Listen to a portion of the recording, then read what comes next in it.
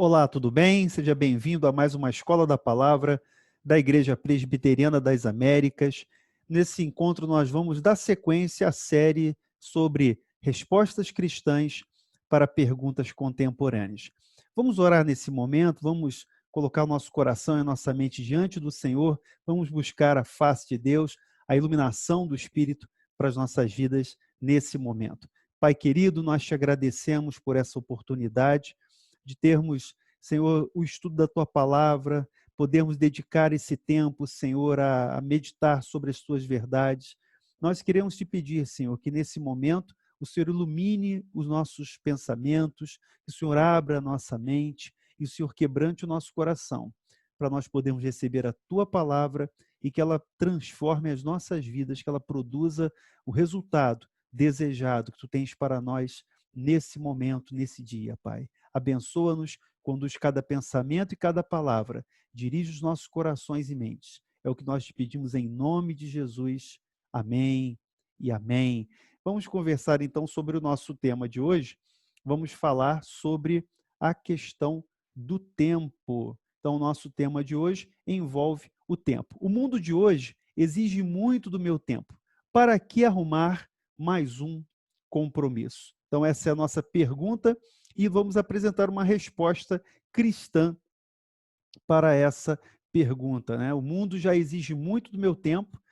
Para que arrumar mais um compromisso? Por que eu preciso assumir um compromisso com Deus, com a igreja? Por que colocar mais uma atividade, mais algum compromisso na minha vida? Essa é a pergunta que muitos fazem, essa é a pergunta que até muitos cristãos também se colocam quando se deparam com algum tipo de desafio em relação ao serviço cristão, à obra de Deus. Mas vamos procurar responder a essas questões, vamos procurar enfrentar esses temas através daquilo que a palavra de Deus nos diz, daquilo que o ensino teológico, a visão reformada, a cosmovisão cristã nos apresenta. Então, veja só, Clarice Lispector disse certa vez, não tenho tempo para mais nada, ser feliz me consome muito. Essa é aqui a visão de Clarice Lispector quanto ao tempo. Ela não tem tempo para mais nada. Ser feliz, né, já não tinha tempo, né? Ser feliz a consumia muito. Benjamin Franklin disse o seguinte: as três coisas mais difíceis do mundo são guardar um segredo, perdoar uma ofensa e aproveitar o tempo. Talvez essa última seja realmente a mais difícil, aproveitar o tempo. Então, essas duas proposições que eu coloquei aqui de duas pessoas que já viveram no passado e deixaram as suas impressões, as suas marcas sobre a questão do tempo. Uma primeira que diz que não tem tempo para mais nada, porque ser feliz já lhe consome praticamente todo o tempo. E aqui um desafio para aqueles que querem administrar o tempo, que querem dominar o tempo, mas não conseguem dominar. Então, as três coisas mais difíceis do mundo: guardar um segredo, perdoar uma ofensa e aproveitar o tempo. Não sei se você viu esse filme, se vocês assistiram esse filme, em português o título foi O Preço do Amanhã. Em inglês, o título do filme era In Time. E aqui ele tem uma distopia, uma história bem interessante, acerca de uma época em que as pessoas vivem até os 25 anos e elas têm no braço uma marca já de um cronômetro do tempo da sua vida. Então, eu gostei muito da história desse filme. Se você puder, tiver oportunidade, assista a esse filme, que vai ser muito interessante para essa discussão quanto ao tempo. E a ideia do filme é que tempo é o recurso mais importante, o tempo é o bem mais valioso para aquelas pessoas. Então, elas compram tempo, elas negociam tempo, e quando termina o tempo, elas são ali imediatamente mortas, elas são eliminadas, então a vida termina ali por conta daquele tempo muito curto. Então, a ideia do filme é essa: tempo é dinheiro, você ganha, você perde. Então, se você precisa comprar uma comida, você paga com tempo. Essa é a ideia desse filme, dessa distopia aqui proposta. Um filme bem interessante, vale a pena para a gente fazer esse tipo de ponderação, de meditação quanto ao tempo. Então, e aqui tem essa pergunta dessa cena que ele diz assim: olha, se tivesse tanto tempo quanto eu, o que faria com ele? Então, o que você faz com o seu tempo? Essa é a grande questão. Como é que você vai empregar o seu tempo? Se você tivesse tanto tempo, algumas pessoas ali viviam muito tempo, porque elas tinham muito dinheiro, então elas compravam tempo de vida, enquanto os pobres, as pessoas que não tinham condições, elas morriam rapidamente porque elas não tinham o tempo. Ou seja, tempo é vida, tempo é recurso, tempo é dinheiro, é o recurso mais caro que nós temos, na verdade. E aí, na pressa, na correria ali do personagem principal, cada segundo conta. Então, fica aí a dica para depois você assistir o filme, se você não assistiu ainda, mas se você viu esse filme, você está recordando mais ou menos, associando com a história aqui que a gente está desenvolvendo. Vamos ler o Salmo 90. Eu queria começar a parte, né, desse estudo com a apresentação de uma parte do Salmo 90. O Salmo 90 é um salmo atribuído a Moisés, e ele diz assim: Senhor, tu tens sido o nosso refúgio, de geração em geração. Antes que os montes nascessem e se formassem, a terra e o mundo, de eternidade a eternidade, tu és Deus. Tu reduzes o homem ao pó e dizes: tornai filhos dos homens. Pois 1000 anos aos teus olhos são como o dia de ontem que se foi, e como a vigília da noite.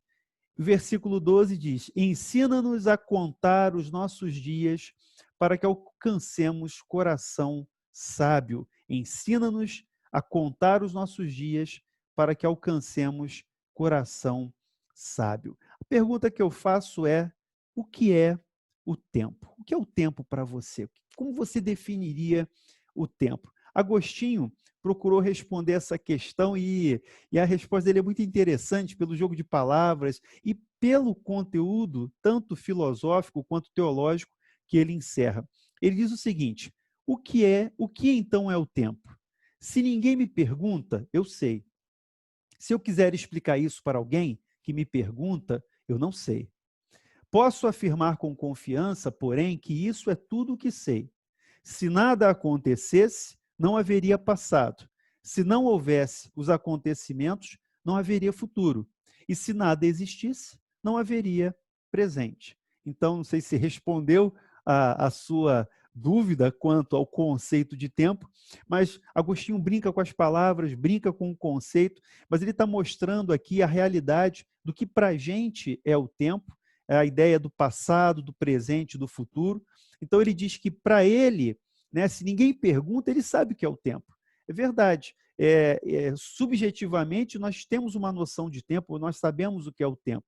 Agora, se você tiver que explicar para alguém o que é o tempo, essa é uma tarefa muito difícil. O próprio Agostinho, sábio, filósofo, teólogo, grande em sabedoria e deixou marcas aí na história, nos seus, nas suas confissões, nas suas teorias e na sua todo o seu trabalho desenvolvido, ele mesmo diz que não saberia como responder, mas ele afirma que se nada acontecesse, não haveria passado.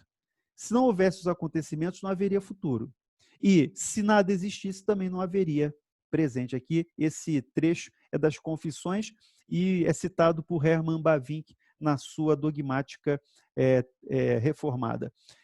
E eu queria trabalhar com você agora dois conceitos do tempo, acerca do tempo, o tempo intrínseco e o tempo extrínseco. Por que é importante a gente compreender essa questão? Para a gente poder definir a ideia de tempo e também trabalhar, daqui a pouco a gente vai entrar na ideia de eternidade, a questão da eternidade. Veja, o tempo extrínseco, nós temos aqui como referência o padrão pelo qual nós medimos o movimento. Então, quanto ao tempo extrínseco, é o padrão que nós usamos para medir o movimento. Em certo sentido, ele é acidental e é arbitrário. Nós o extraímos do movimento dos corpos celestiais, que é constante e universalmente conhecido.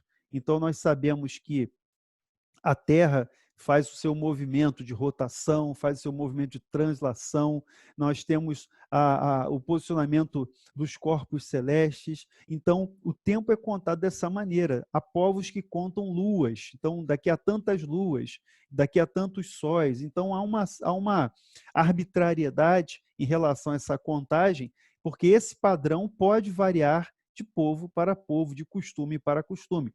Essa é a ideia do tempo extrínseco. O tempo, nesse sentido, um dia cessará. conforme prometido no livro de Apocalipse, lá no capítulo 10, versículo 6, e também no capítulo 21. Esse tempo, essa ideia de tempo, vai passar, vai cessar na consumação dos séculos. Agora, o tempo no sentido intrínseco é algo mais. O que seria o tempo intrínseco? É o modo de existência.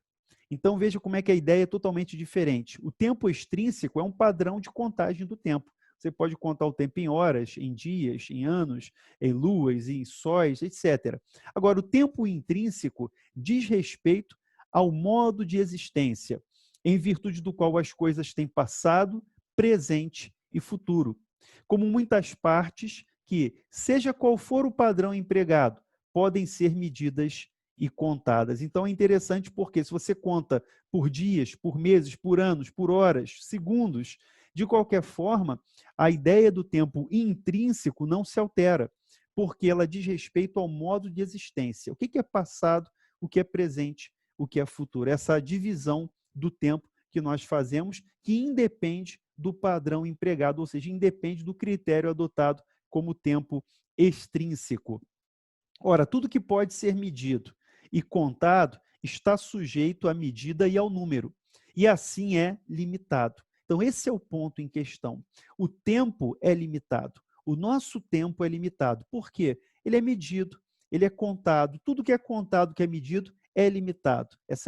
Isso é intuitivo, isso faz parte da própria natureza daquilo que é finito. Pois sempre há uma medida e um número maior do que aquilo que foi medido e numerado. Então, há pessoas mais velhas do que eu, há pessoas mais novas do que eu. Então, se nós formos contar, medir esse tempo de vida, de existência, então nós temos sempre alguém, né, com uma contagem maior. Então, o tempo de vida, o tempo de trabalho, o tempo de paternidade, diversas formas de contagem, sempre haverá alguém com maior número, outro com menor número, por conta dessa medida, dessa contagem.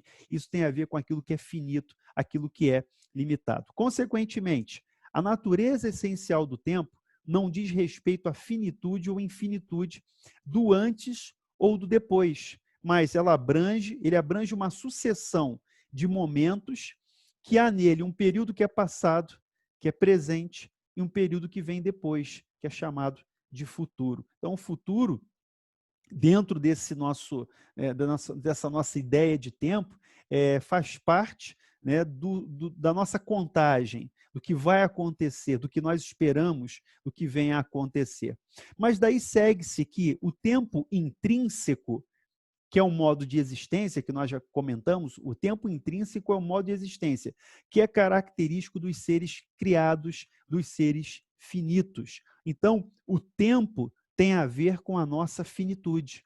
O tempo tem a ver com a nossa própria natureza de criaturas, de seres finitos, de seres que não são eternos. Nós não somos eternos como Deus é eterno, mas nós somos finitos porque nós temos um início e nós teremos um fim. Nós temos na nossa vida essa pauta de passado, de presente e de futuro. Quem diz tempo, diz movimento, mudança, mensurabilidade, computabilidade, limitação, finitude, criatura. E é interessante, fazendo o paralelo, a gente vai fazer essa relação com a eternidade de Deus. Deus, o eterno, não é sujeito ao tempo, não está limitado ao tempo, ele não é contado pelo tempo, ele é eterno. Nós lemos lá no Salmo 90, de eternidade em eternidade, tu és Deus. Então, o tempo é a duração da existência da criatura. O tempo existe porque existe a criatura. O tempo é a duração da existência da criatura. E aqui é importante a gente conversar sobre essa expressão. Quando diz tempo, diz movimento, mudança. Deus é imutável. A eternidade de Deus faz parte da sua imutabilidade. Interessante essa relação. A nossa temporalidade faz parte da nossa mutabilidade, da nossa finitude, da nossa mensurabilidade, dessa nossa limitação como seres criados. Agora, para Deus, portanto, não pode haver tempo. Então, não pode haver tempo em Deus. de eternidade a eternidade, ele é o que é. Então Deus não muda, Deus não se altera, Deus não evolui, até porque ele é totalmente perfeito. Agora, não significa que ele seja estático. A imutabilidade de Deus não tem a ver com uma situação de ser estático. Não, Deus está em movimento, mas ele não está limitado a essa ideia de tempo. Deus não é um processo de tornar-se, mas um ser eterno. Deus não é um processo, Deus não está se tornando alguma coisa. Nós nos tornamos, nós evoluímos, nós crescemos, nós morremos, mas Deus não é um processo de tornar-se, mas ele é um ser eterno e imutável. Ele não tem princípio nem fim, mas também não conhece o antes e o depois. Então não existe para Deus o antes e o depois. A ideia de antes e depois faz parte da nossa finitude. A ideia de antes e depois, lá em Isaías, o Senhor desafia através do profeta, ele diz o seguinte: antes de mim, nem o outro se formou, depois de mim, nem o outro haverá. Agindo Deus, quem impedirá? É a pergunta feita pelo profeta Isaías. Então, para Deus não existe o antes nem o depois. Porque antes dele nenhum outro se formou e depois dele nenhum outro haverá. Ele é o alfa e o ômega, o princípio e o fim. Ele é o eterno. Então, ele também não pode ser submetido à medida ou à contagem de sua duração. Não há como contar quantos anos Deus tem. Eu não posso fazer essa contagem, até porque ele é eterno, não há um início, não há uma data de nascimento de Deus. Ele é autoexistente, que é uma outra das perfeições de Deus, que são incomunicáveis. Ele é autoexistente. 1000 anos para ele são como um dia. Nós vimos isso no Salmo 90 também. 1000 anos como um dia. E o apóstolo Pedro repete essa expressão também na sua carta. Ele diz que o Senhor não retarda a sua volta, mas ele é misericordioso, aguardando que alguns se arrependam. Porque para Deus, 1000 anos são como um dia como 1000 anos. Então, não há essa limitação temporal, essa contagem em relação a Deus. Mas ele sendo eterno, como nós lemos no Salmo 90, mais uma vez, de eternidade em eternidade, tu és Deus. Lá em João, capítulo 8, 58, Jesus diz que antes que Abraão existisse, eu sou. Isso gerou uma comoção, uma revolta entre os judeus, que pegaram em pedras para apedrejá-lo ali, dizendo: você não tem 40 anos, e diz que é antes de Abraão, mas ele estava revelando ali, mostrando a sua eternidade, o eterno, o Filho de Deus, a segunda pessoa da Trindade, mostrando a sua eternidade. Apesar de ter rasgado o tempo, vivido entre nós, ele é eterno. Então, o eterno eu sou. Diz Deus a Moisés na sarça: eu sou o que sou.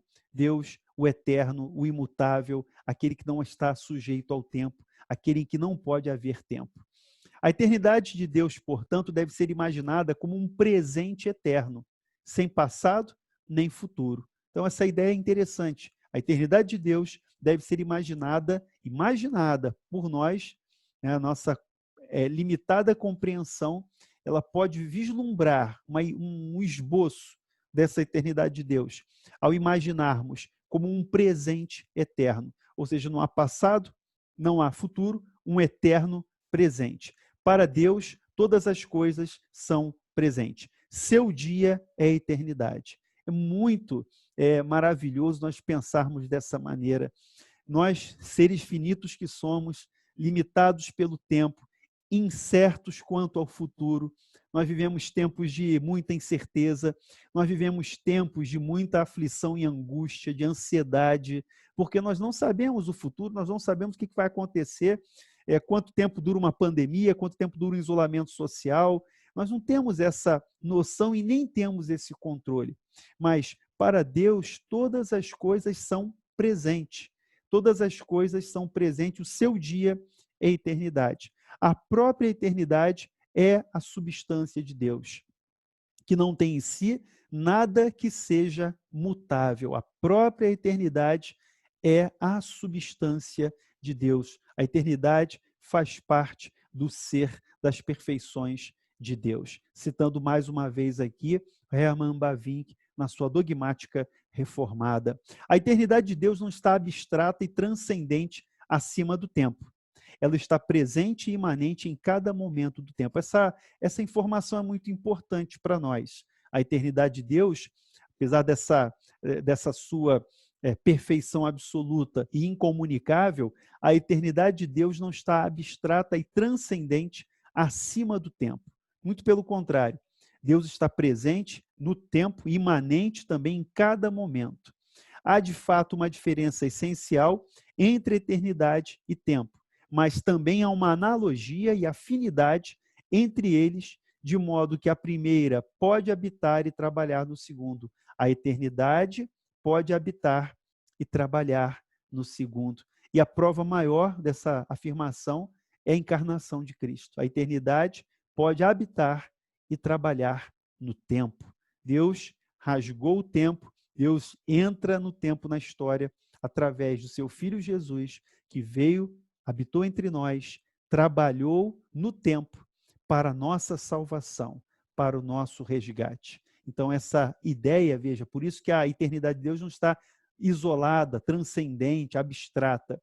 Ela vem até nós. A eternidade de Deus vem até nós. Lá em João 3,16, é registrado que Jesus diz, porque Deus amou o mundo de tal maneira que deu seu Filho unigênito, para que todo aquele que nele crê não pereça, mas tenha vida eterna. Então, o desejo de todo homem é ter vida eterna.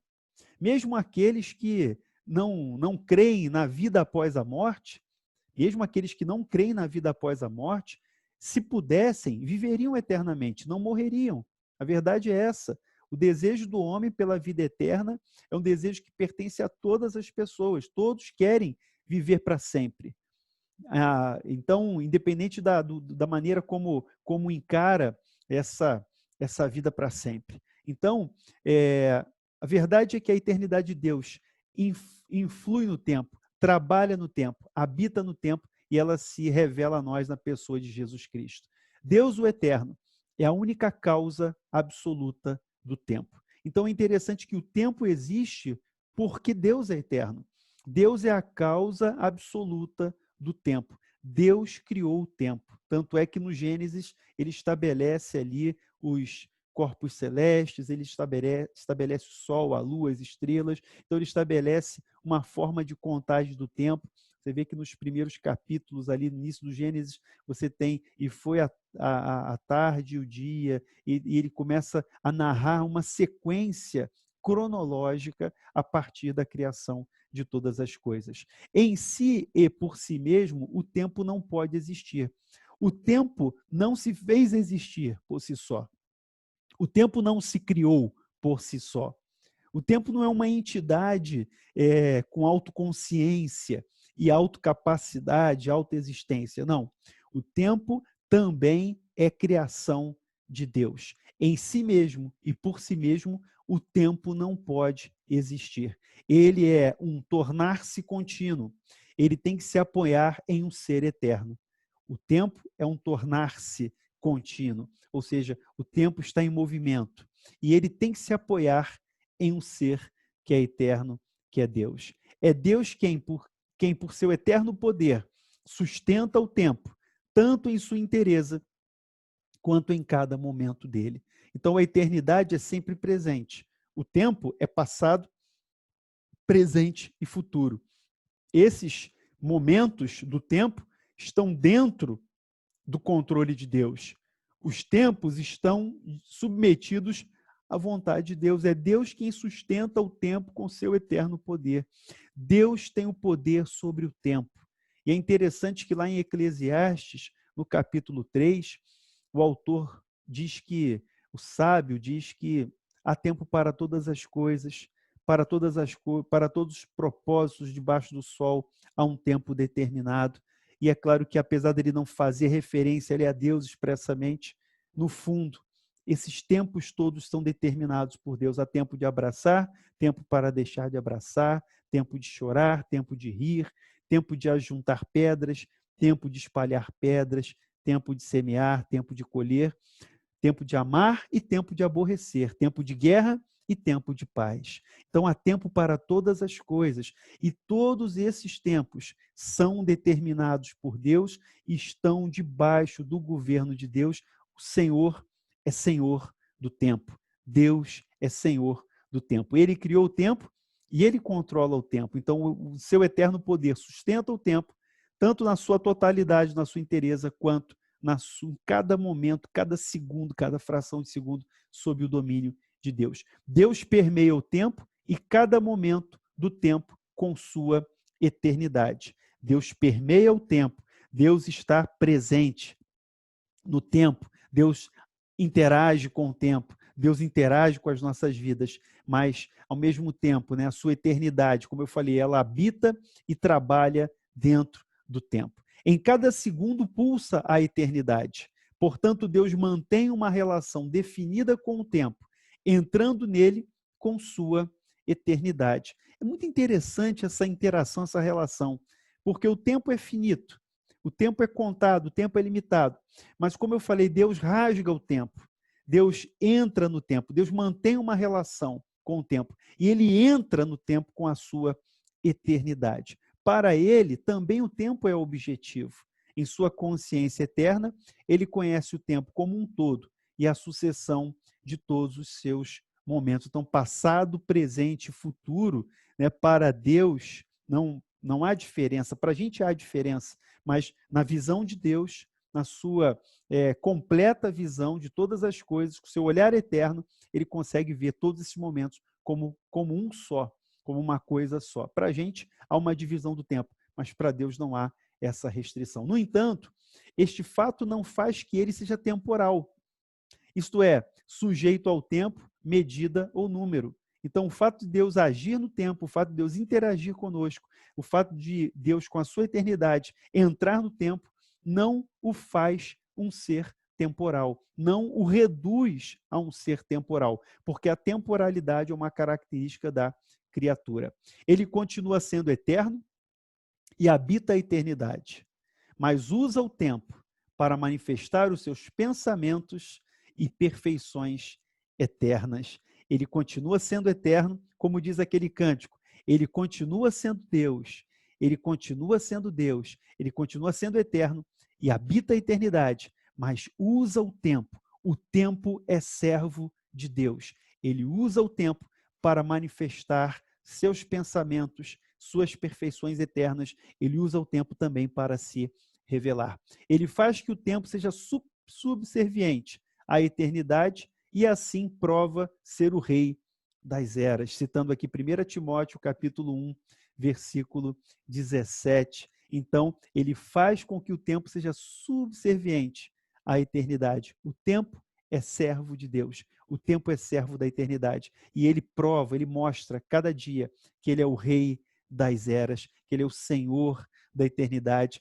Lá no profeta Isaías, novamente, quando ele anuncia a vinda do Messias, ele o chama de Pai da eternidade. Dentre os títulos anunciados por Isaías, Jesus, o Filho de Deus, quando é profetizado por Isaías, ele diz que o nome dele será Maravilhoso Conselheiro, Deus Forte, Pai da eternidade e Príncipe da paz. Ele é Pai da eternidade. E o Pai da eternidade veio no tempo. Mas ele veio no tempo por nós, ele veio no tempo para nos salvar, ele veio no tempo para nos dar a vida eterna, ele veio no tempo para compartilhar dessa vida eterna que só ele pode nos dar. Tudo Deus fez formoso no seu devido tempo. É o que diz Eclesiastes também no capítulo 3, parte do que nós já tínhamos citado. Tudo fez Deus formoso no seu tempo.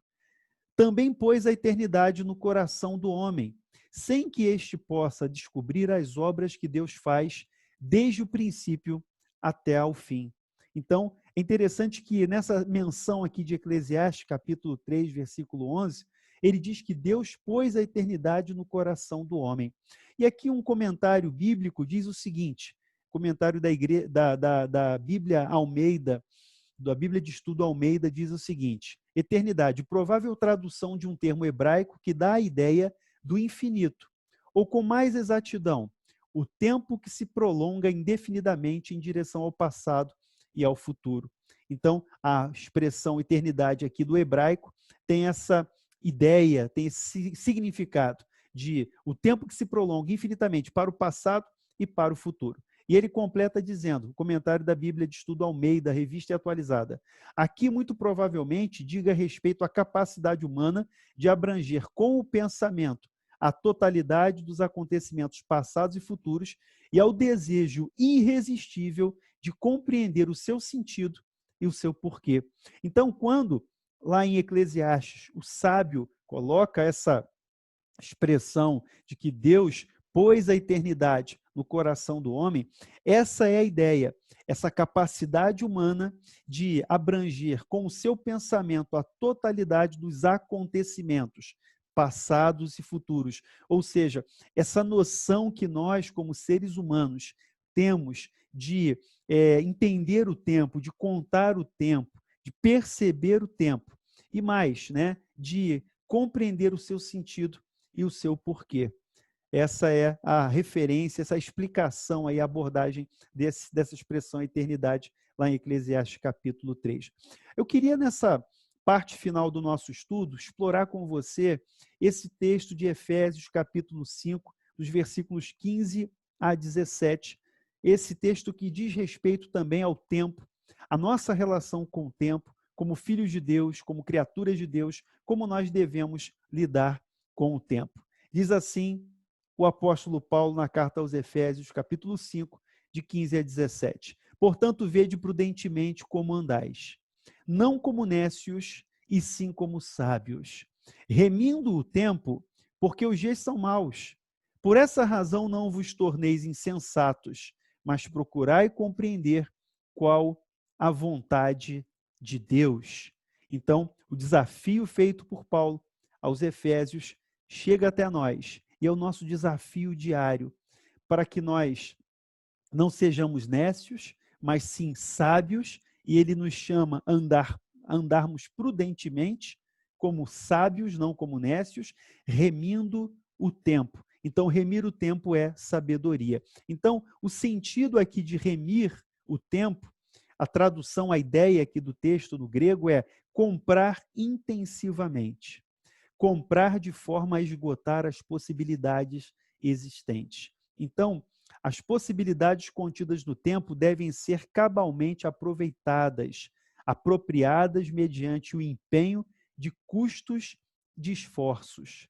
Toda a vida dos cristãos deve ser marcada pela vigilância e pela orientação para o alvo. Essa explicação, essa abordagem aqui, que daqui a pouco eu vou mostrar a fonte, é de um comentário bíblico, o comentário Esperança, ele toca num ponto muito importante. A tradução do termo remir aqui, a análise dessa palavra remir, diz respeito a comprar intensivamente. Você lembra que nos primeiros dias em que houve o isolamento social, quando foi reconhecida a pandemia, houve uma corrida aos mercados, lembra desse momento?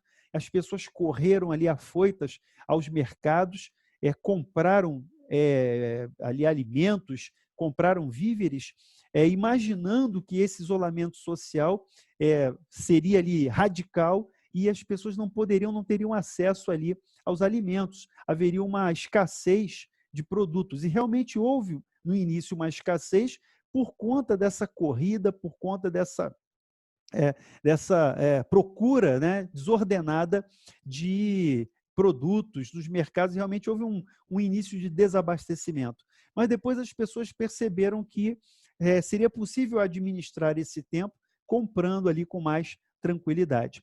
Fazendo uma comparação, mal comparando, a ideia do texto é mais ou menos essa: comprar intensivamente, esgotar todas as possibilidades existentes. Então, é como se houvesse essa correria ali para o mercado para comprar, para esgotar todo o estoque, para armazenar, para guardar, para aproveitar todos aqueles produtos. Então, só que essa compra diz respeito ao tempo. E é por isso que lá no início eu lembrei daquele filme, né, do tempo, O Preço do Amanhã, porque ali o tempo é comprado. O tempo virou uma moeda.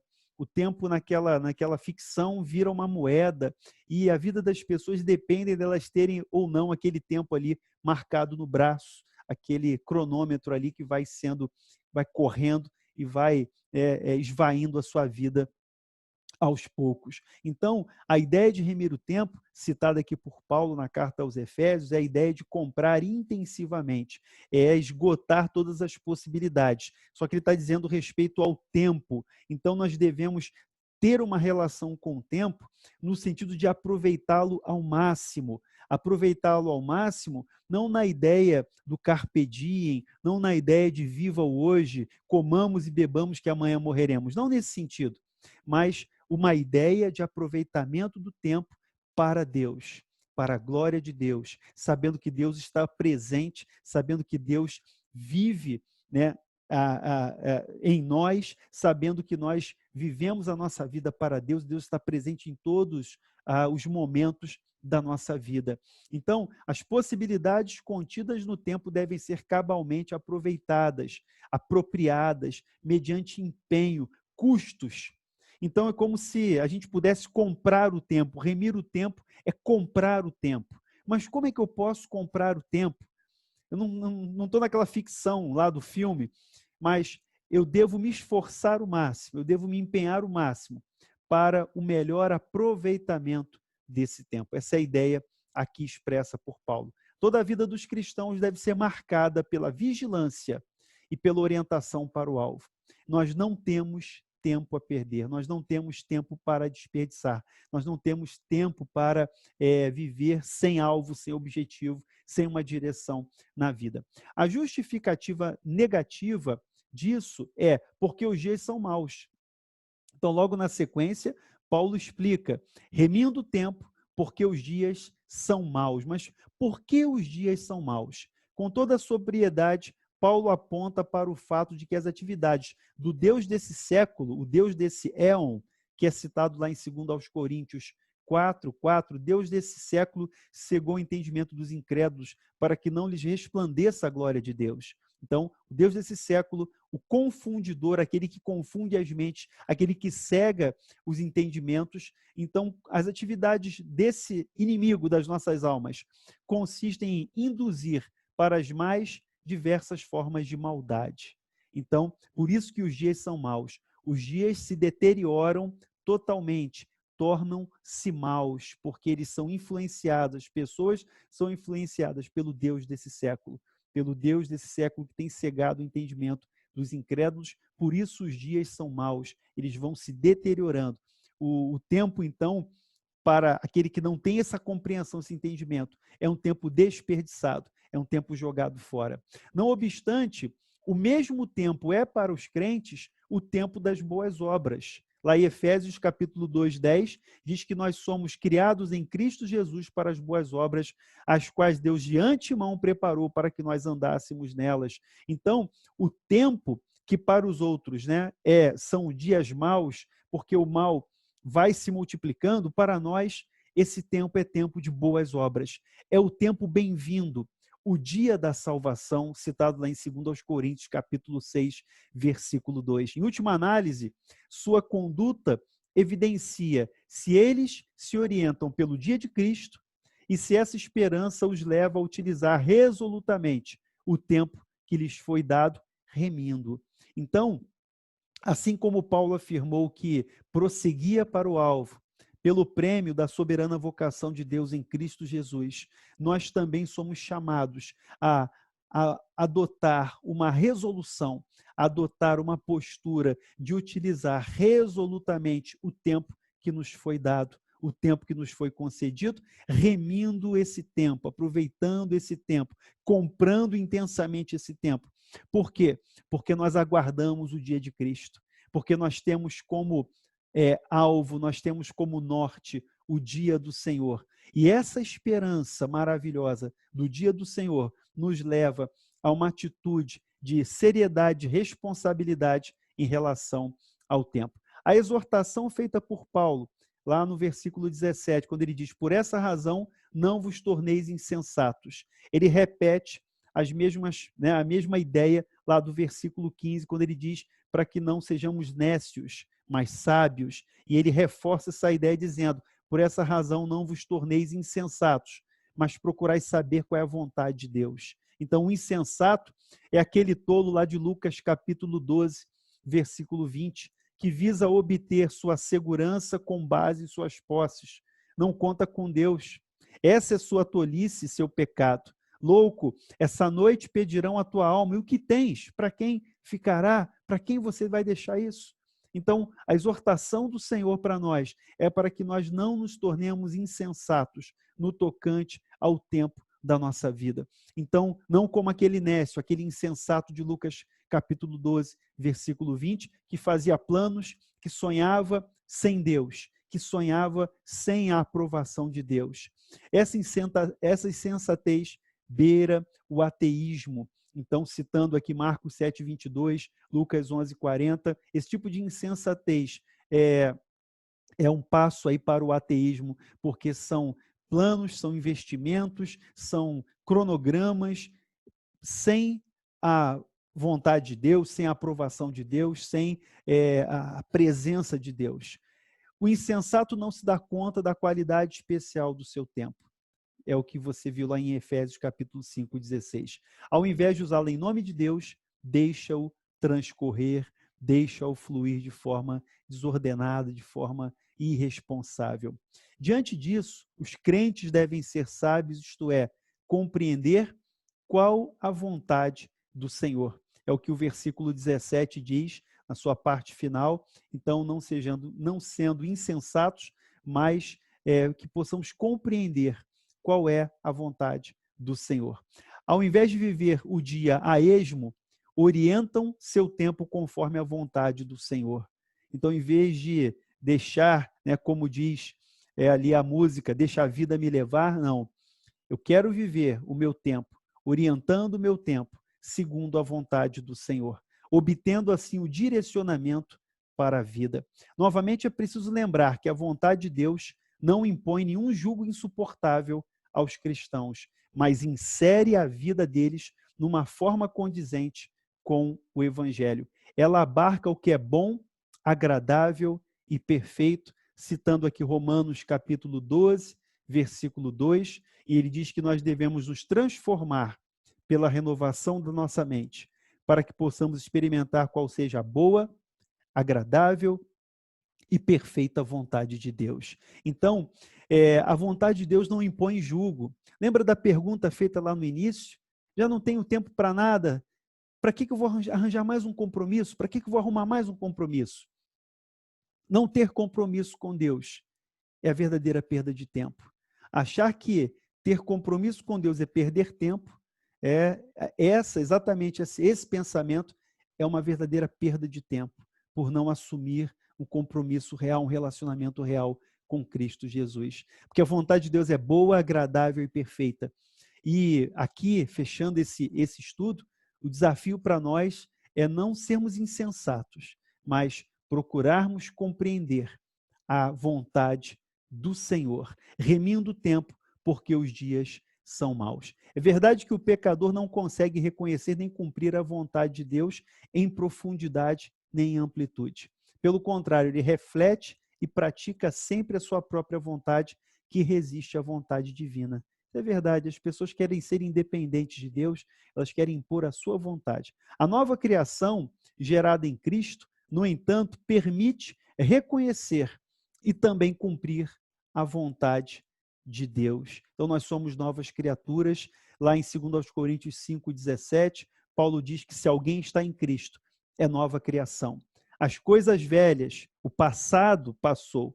As coisas velhas passaram, eis que tudo se fez novo. Porém, uma vez que o cristão corre o risco de recair na prática da sua própria vontade, ele precisa constantemente do incentivo e da exortação para a obediência. Aqui citando o autor Han, nesse comentário Esperança, comentário bíblico Esperança, em que ele faz essa abordagem da carta aos Efésios. Vamos à nossa aplicação para finalizar aqui a nossa meditação de hoje. Eu quero colocar duas perguntas para a nossa aplicação. Quanto tempo me resta? Eu quero me fazer essa pergunta, eu quero que você se faça essa pergunta. Quanto tempo me resta?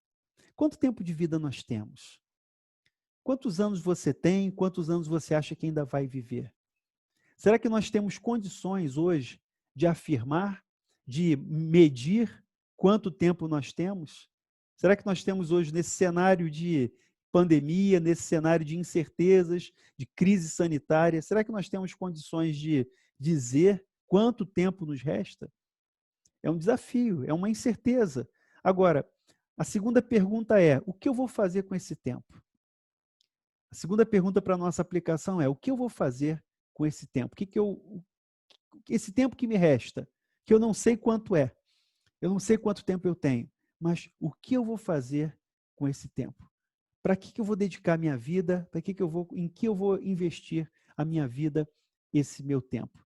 Então, esse é o nosso desafio e eu coloco essas duas perguntas aqui como uma aplicação para a nossa vida, uma aplicação para essa nossa meditação sobre o tempo e como deve ser a nossa relação com o tempo e relação com Deus. Vamos fazer uma oração, vamos colocar nossas vidas diante do Senhor nessa hora, pedindo ao Senhor que nos ajude, pedindo a Deus que nos dê sabedoria no tocante ao nosso tempo e que não nos falte tempo para Deus e que não nos falte tempo para a comunhão, para a nossa vida de serviço, para a nossa vida de dedicação ao Senhor. Ore comigo nessa hora. Senhor, nós te agradecemos por essa palavra e nós queremos te pedir, ó Deus, que nos ajude, que nos fortaleça, que nos dê sabedoria do alto, para que nós possamos remir o tempo, para que nós possamos discernir esse tempo e para que nós possamos andar e viver conforme a tua vontade.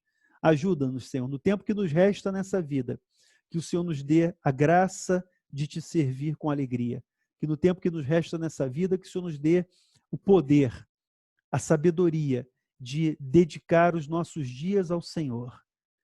Assim nós oramos e te agradecemos, pedindo que essa palavra fique no nosso coração e o Senhor abençoe a cada um, em nome de Jesus.